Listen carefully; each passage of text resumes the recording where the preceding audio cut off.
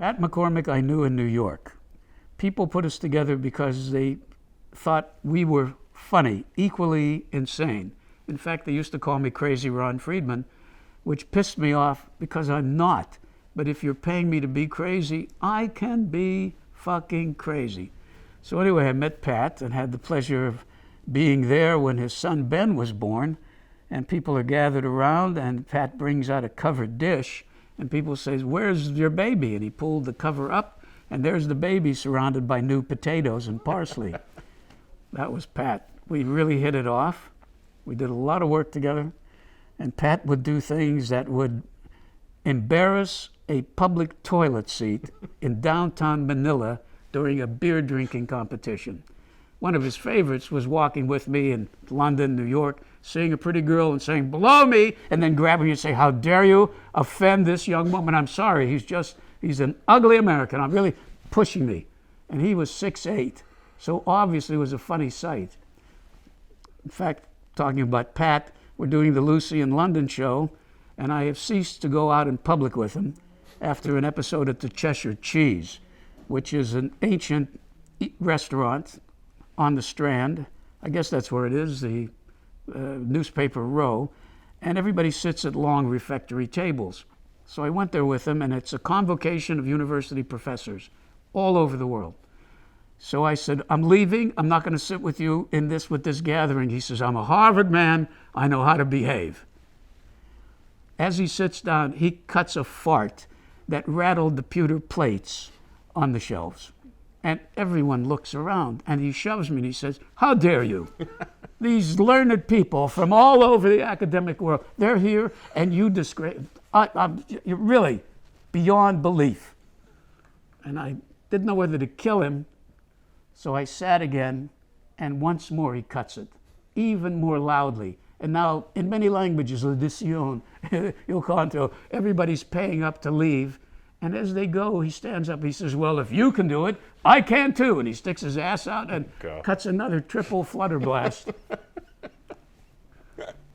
You had to be there. I didn't have to be there. So when he said, "Let's go to Westminster Abbey," I said, "Never." He said, "I'm a Catholic. I respect any place where Jesus is attached to the management. It'll be okay." I should preface this. Pat had a hobby at the time, putting rolls of quarters in his pants so he could drop them like that.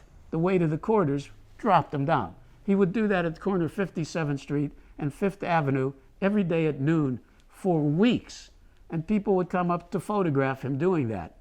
Anyway, I was worried going into Westminster Abbey.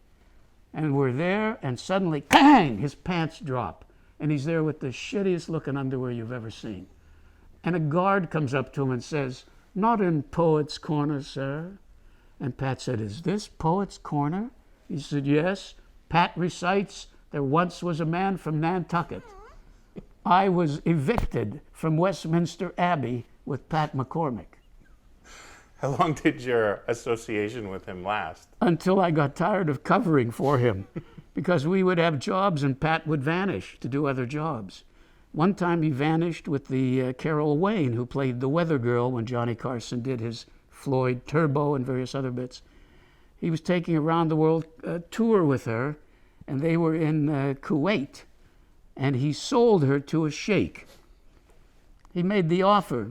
The sheikh made the offer. The sheikh's representative made the offer, and Pat said, "I want 40,000 camels. I want 25 horses, good score horses. I want winners. I don't want losers." And he asked for a couple other things and dates. My weight and dates every 6 months. The guy comes back with the deal, and he wanted to claim her. Pat had to call the American embassy to get somebody to undo the deal. So I'd be working on a project we had together, and he'd say, "I'm stuck in Kuwait." Something about the government and Carol, because she's got such huge knockers. So I got tired of covering for him. There's only so long you can deal with that. Yeah, but I loved him. We did great stuff together. We did a pilot for Stiller and Meara. They were Ben Stiller's parents. And it was funny. It was called Candlelight and Wieners. Pat and I are called in. They're building the sets. Pat and I are called in to the head of the CBS network, and he said, we're not going to do the show. I said, why not? And he said, Jerry Stiller has no neck.